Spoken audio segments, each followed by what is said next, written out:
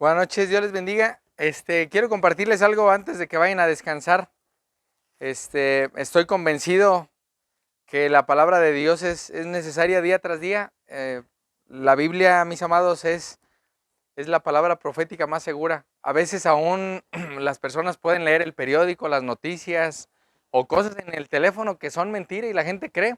Mucho más algo que Dios ha dejado para nuestro bien. Y hay una parte en Juan 14 que el Señor Jesucristo le dice a sus discípulos antes de morir, y Él dice lo siguiente, Juan capítulo 14, dice: Jesús le dijo a Tomás, poco antes le dice Tomás: Señor, no sabemos a dónde vas, ¿cómo pues podemos saber el camino? El Señor Jesucristo había dicho que Él iba a regresar al Padre, iba a preparar unas moradas, un lugar para sus discípulos, y los discípulos en su incredulidad le decían: Señor, ¿y a dónde vas? No sabemos. Y Jesús dice una afirmación que a mí llama mi atención cuando la leo y la recuerdo, porque Jesús dice lo siguiente, Juan 14, versículo 6, yo soy el camino y la verdad y la vida. Y escuchen lo que sigue, nadie viene al Padre sino por mí. Entonces Jesús dice aquí tres cosas: Él es el camino, Él es la verdad y Él es la vida. Ahora, muchas veces el ser humano busca su manera de hacer para agradar a Dios, su manera de acercarse a Dios. Aún el ser humano trata de hacer buenas obras, de portarse bien, de ser alguien que cumple con las cosas que las personas ven, pero la realidad, mis amados, el ser humano está en problemas con Dios. Ahora, ¿cuál es el problema de esto? Ahorita platicaba con un médico aquí y él decía: yo si muero voy a ir al purgatorio, pero la Biblia, mis amados, sí habla de dos lugares después de morir. Habla de un cielo y de un infierno. ¿Cuál es el problema? Que nosotros creemos que al momento de morir podremos ir a purgar nuestros pecados. Eso creemos porque nos han hecho creer eso. Pero la Biblia dice que no. La Biblia dice que solo hay un infierno y hay un cielo. Punto. Eso dice Dios. ¿Y cuál es el problema del ser humano? Que el ser humano quiere razonar mejor que Dios y añadir cosas que la Biblia no dice. De hecho, la Biblia dice, mis amados, que maldito aquel que añada y maldito aquel que quite cosas de la Biblia. Entonces, debemos tener cuidado con eso. Ahora, dice Jesús en esta declaración: yo soy el camino y la verdad y la vida. Tres cosas que son importantes. Él es el único camino. No quiere decir que Jesús sea un camino, sino que Él es el camino para llegar a Dios o a la presencia de Dios. Él es la verdad y Él es la vida. Entonces, si Jesús dijo que es la verdad, quiere decir que habrá personas que digan cosas que parecieran verdad, pero son mentira, porque solo hay una verdad, no puede haber dos verdades. Si Jesús dijo que Él es Dios, la Biblia dice que Él vino a darnos a conocer a Dios. Y que ¿cómo podemos conocer a Dios? Si Dios es alguien invisible, porque en esto es importante, mis amados. Dios es un Dios invisible. Dios Padre es un solo Dios, pero son tres personas. Pero Dios Padre es espíritu, no es visible. Pero Dios Hijo vino hace 2000 años, nació de María, se hizo hombre en su vientre por obra del Espíritu Santo, vivió como un hombre. Jesús se cansó, tuvo sed, tuvo hambre, tuvo sueño, en alguna ocasión se cayó, se golpeó, y todo eso sucedió porque Él como hombre experimentó lo que nosotros experimentamos. De hecho, dice la Biblia que Él fue tentado en todo y no pecó. Él fue tentado en todo tipo de tentaciones. ¿Recuerdan cuando aún el diablo le dice: pues si eres Dios, convierte esas piedras en pan, lánzate del templo, todos los reinos serán tuyos si me adoras? O sea, Jesús fue tentado en todo, como nosotros somos día tras día tentados a pecar, a desobedecer a Dios, a hacer nuestra voluntad. Y aún en eso dice la Biblia que Cristo fue tentado en todo y no pecó. Ahora, ¿por qué Jesús dice esta declaración? Yo soy el camino y la verdad y la vida. Bueno, porque Él sabía que habría muchas personas que dirían esto, pero no sería verdad. Y Jesús dijo esto porque Él sabía que aún sus discípulos, imagínense, sus 12 discípulos que estaban con Él, dudaban que Él era Jesús, que Él era el Salvador. De hecho, cuando Él resucita, dicen que algunos dudaban de Jesús. O sea, a pesar de que lo vieron, que se lo llevaron arrestado, algunos lo vieron morir en la cruz, dice que todos huyeron, pero algunos lo vieron en la cruz, algunos lo vieron resucitado y aún a pesar de eso dudaban. Ahora, Jesús les dice esta declaración porque ellos podían ser movidos muy fácilmente, pero esto es importante para nosotros. Hay un solo camino, hay una sola verdad y hay alguien que nos da vida. Ahora, ¿por qué Jesús dijo que Él era la vida? La Biblia dice, mis amados, que el ser humano está muerto. Es por eso que tú y yo, desde que nacemos, y quiero poner el ejemplo con la niña, a la niña nadie le enseña a golpear a su madre o a agarrar algo que no sea de ella o a cuando ella crezca a decir una mentira o hacer algo incorrecto. ¿Eso de dónde sale? De su corazón. Entonces nuestro corazón, desde que estamos en el vientre de nuestra madre, dice que estamos en problemas, que estamos muertos. Y por eso dice Jesús que Él es la vida. Entonces, ¿qué tenemos que hacer, mis amados? Antes de que la Biblia declara como cuando el cordón de plata se rompa, antes de que muramos, y la Biblia dice que tenemos que creer en Cristo. Es por eso que Jesús dice que Él es el camino, la verdad y la vida. Pero dice esta parte, nadie viene al Padre sino por mí. Entonces, ¿quién va a ir al Padre en sus propias fuerzas? Nadie. ¿Quién va a ir al cielo por ser buena persona? Nadie. ¿Quién va a ir al cielo por portarse bien hoy y mañana pecar un poco? Nadie. Si no es a través de Cristo, no hay salvación. La Biblia dice claramente que Jesús dijo que Él es el camino, Él es la verdad y Él es la vida. Y esto podría decir, bueno, entonces, ¿de qué sirve que yo haya sido un buen esposo, un buen padre, que haya trabajado y me haya esforzado? Si todo eso de nada sirve, bueno, el Señor lo que quiere mostrarnos es nuestra miseria y nuestro pecado. Y que realmente podremos tener dinero, podremos tener salud, pero si no tenemos a Cristo, mis amados, de nada sirve. Podremos tener todo, podremos tener un buen coche, una buena casa, un buen trabajo, pero si no tenemos a Cristo, dice la Biblia que somos miserables y que el único que viene para darnos salvación y vida es Cristo. Ahora, ¿a quién vino a buscar Jesús? A lo peor. La Biblia dice que Él vino por los enfermos.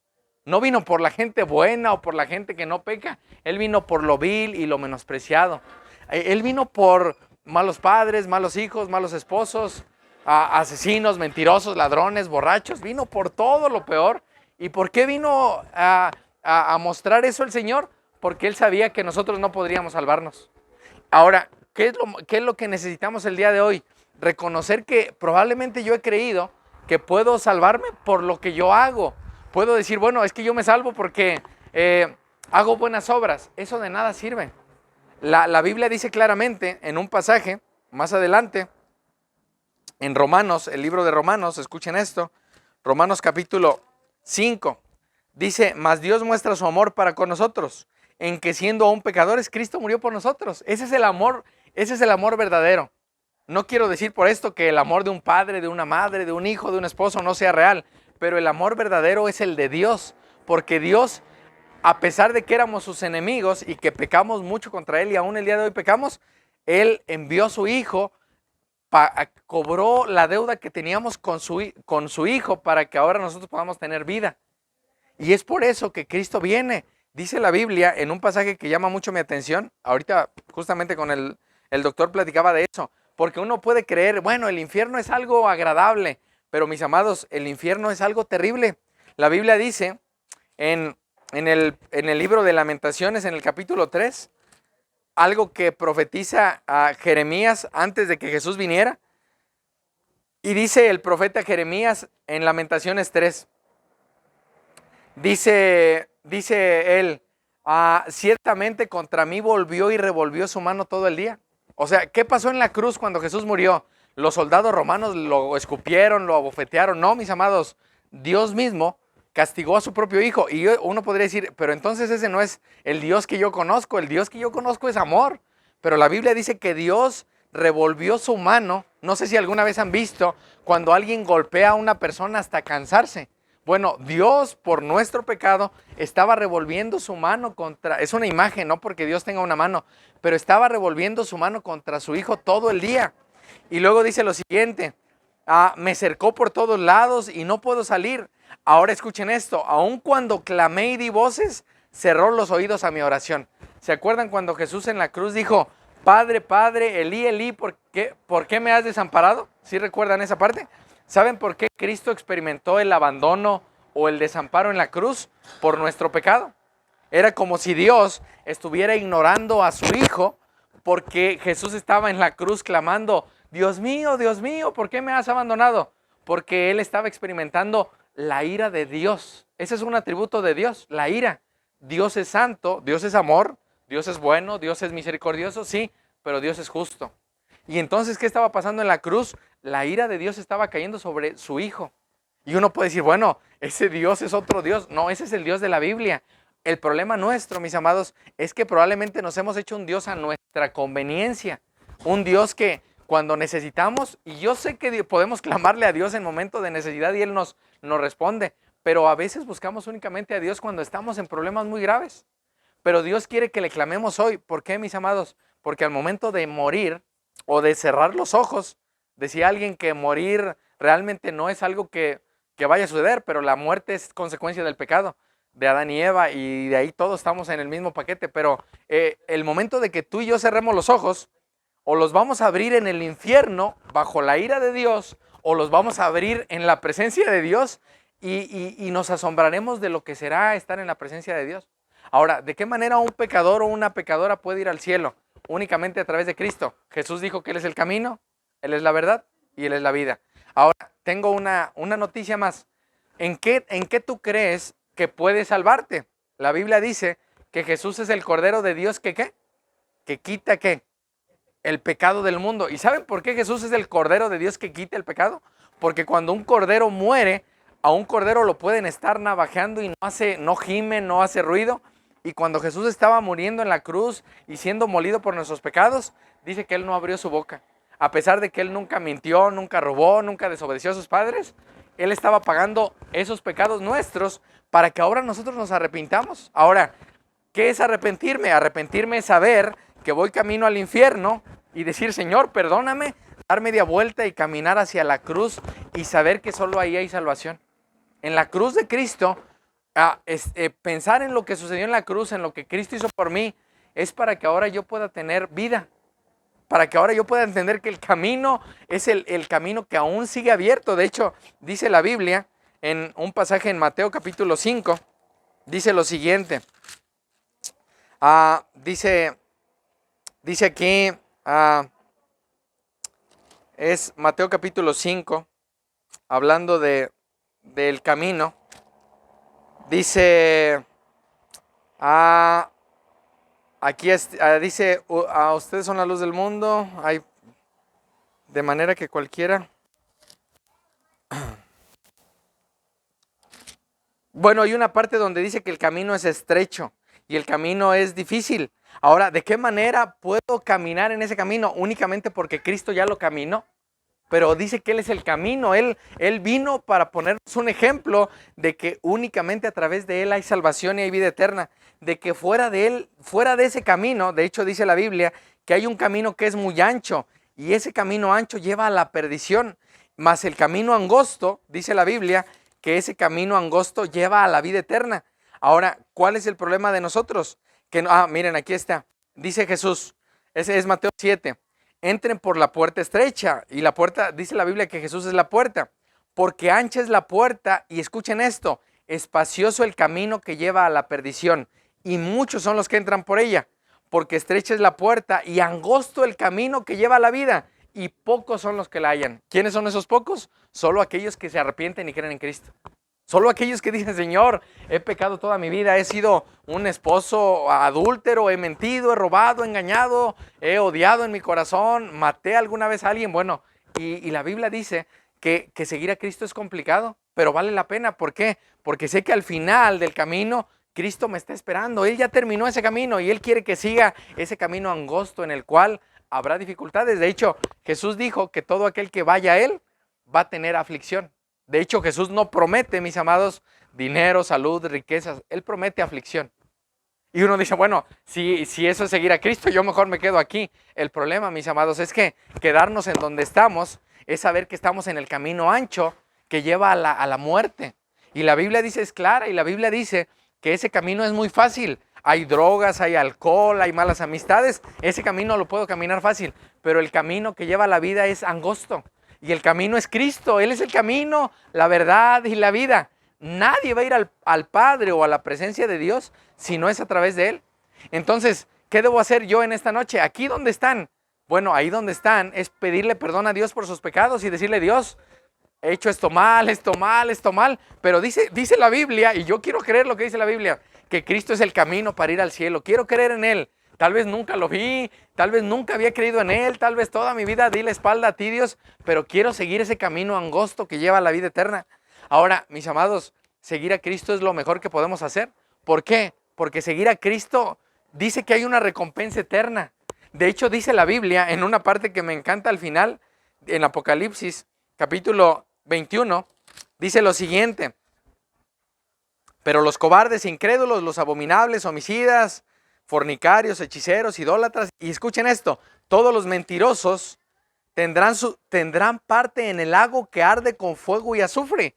Esa es la muerte segunda. O sea, hay un lugar determinado aún para los mentirosos. Y uno puede decir, bueno, yo miento poquito. Bueno, la Biblia dice que un mentiroso, pequeño o grande, es un mentiroso. Ahora, poco antes de esto, en Apocalipsis 21, dice Juan lo siguiente. Dice lo siguiente. Dice que él vio un cielo nuevo y una tierra nueva. Y escuchen esto. Dice, y ya no habrá más muerte, no habrá más llanto, no habrá clamor ni dolor. Ahora, ¿a quién se le promete eso? A todos aquellos que se arrepientan y crean en Cristo. Únicamente. ¿Qué va a suceder con los que no se arrepientan y no crean en Cristo? Porque aún en eso puede decir uno, bueno, pero un niño pequeño, ¿qué pasará con él? Bueno, ese niño pequeño tiene que entender que es un enemigo de Dios y que él tiene que creer en Cristo. ¿Por qué? Porque, mis amados, dice la Biblia que todos los que mientan y odien a Dios y hayan rechazado a Cristo estarán en un lugar de condenación. Pero dice que para todos aquellos que se arrepientan y crean, dice que habrá un lugar donde ya no habrá muerte. ¿Se imaginan eso? Ya no voy a tener temor a morir. ¿Eso para cuándo es? Cuando Cristo regrese por segunda vez. Dice, ya no habrá muerte, no habrá dolor, ni clamor, ni llanto, ni dolor. Ya no va a haber dolor. Ya, ay, me duele la cabeza. No habrá eso.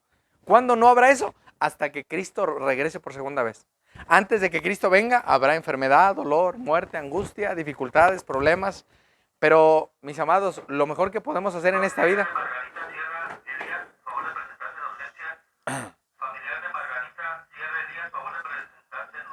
Y por último, lo mejor que podemos hacer en antes de que esta noche termine, es ponernos a cuentas con Dios, seguir a Cristo. Saber que seguir a Cristo, Jesús dijo que todo aquel que lo siga tiene que tomar su cruz. Y no se refiere a que debo traer un tronco de madera, no, sino que tengo que morir a mí para seguir y obedecerlo a Él. Eso es tomar mi cruz. Y Él me va a enseñar cómo no mentir, no robar, no engañar, no adulterar, no codiciar, y poner mis ojos en Él para seguirlo hasta el final. De hecho, dice la Biblia que Él nos va a preservar, nos va a guardar hasta el final. Que sus ovejas oyen su voz, dice Juan 10. Él las conoce y Él sigue. Y sus ovejas oyen su voz y lo siguen.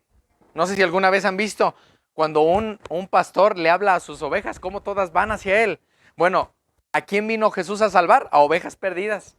Ovejas que andaban en muchos problemas, pecados, en las drogas, en el alcohol, en el engaño, en la mentira. Y por esas ovejas vino Jesús. Él no vino por ovejas blancas perfectas. Él vino por ovejas que estaban sucias, para llevarlas, para darles vida, para quitar su pecado en la cruz, llevándolo Él, y que ahora podamos seguirlo. Él es el buen pastor. Él vino a dar su vida por sus ovejas.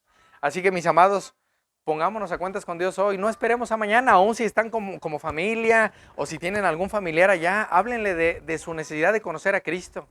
Porque, mis amados, la gente puede salir sana de este hospital, morir años después e ir al infierno. ¿De qué sirvió que estuviera sana? De nada. Lo mejor es que la gente conozca a Cristo. ¿Y cómo conocemos a Cristo? Aquí, en la Biblia. Abra su Biblia en su casa, estoy seguro que tienen una. Abra su Biblia, lea y conozca a Dios y dígale: Dios, yo ni sé leer, pero quiero conocerte. Y la Biblia dice que Dios está esperándonos a que vayamos a Él y que Él nos recibe, porque ahora Cristo está intercediendo por nosotros. Que Dios los bendiga, que tengan buena noche. Y pues bueno, si en algo podemos ayudar aquí, vamos a estar un ratito más. ¿Sí? Dios los bendiga.